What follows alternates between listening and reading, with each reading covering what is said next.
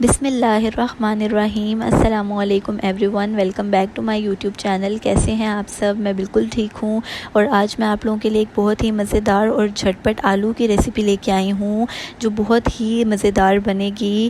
اور آپ لوگوں نے اس کے لیے ایک پریشر کوکر لے لینا ہے۔ اس میں آپ لوگوں نے half cup of oil add کرنا ہے، کیونکہ پریشر کوکر میں بہت ہی جھٹپٹ بن جائے گی۔ اب میں نے اس میں 2 باریک کٹے ہوئے پیاز ایڈ کر دیے ہیں، ٹھیک ہے۔ میرے پاس میڈیم سائز کے پیاز تھے، اس لیے میں نے 2 لے لیے ہیں۔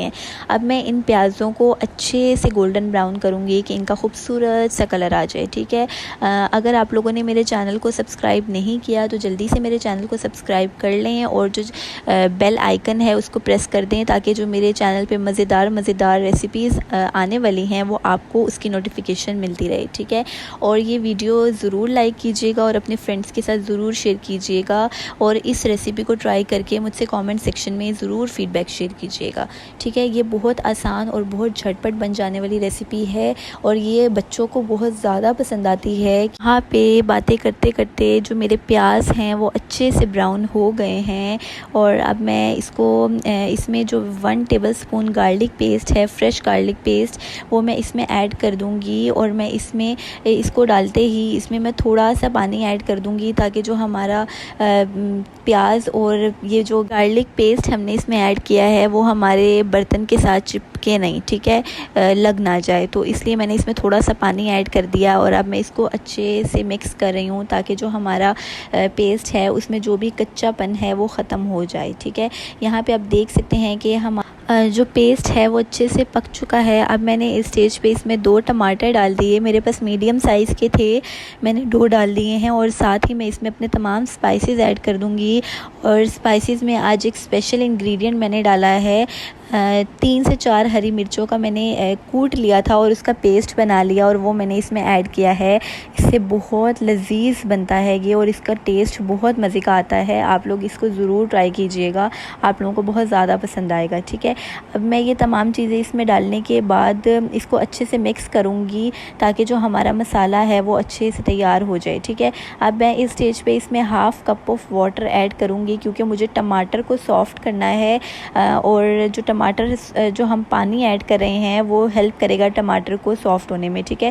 اب میں نے 3 سے 4 منٹ کے لیے پانی ڈالنے کے بعد اس کی لڈ کو کور کر دیا، اور یہاں پہ 4 منٹ بعد جو میرا مسالہ ہے، ٹماٹر ہیں، وہ اچھے سے سافٹ ہو گئے ہیں، اور تقریباً 3 سے 4 منٹ میں ہی ہمارا مسالہ تیار ہو گیا ہے۔ اور میں باتوں میں لگ گئی تھی، اور یہاں پہ میرا تھوڑا سا مسالہ لگ بھی چکا ہے، بٹ اٹس اوکے، سب چلتا ہے۔ تو آپ لوگ اس کا دھیان رکھیے گا، چیک کر لیجیے گا ٹائم پہ۔ یہاں پہ ہمارے جو مسالہ ہے وہ اچھے سے بن چکا ہے۔ اب میں اس میں اپنے جو پوٹیٹوز ہیں میرے پاس، آلو، وہ میں اس میں ایڈ کر دوں گی۔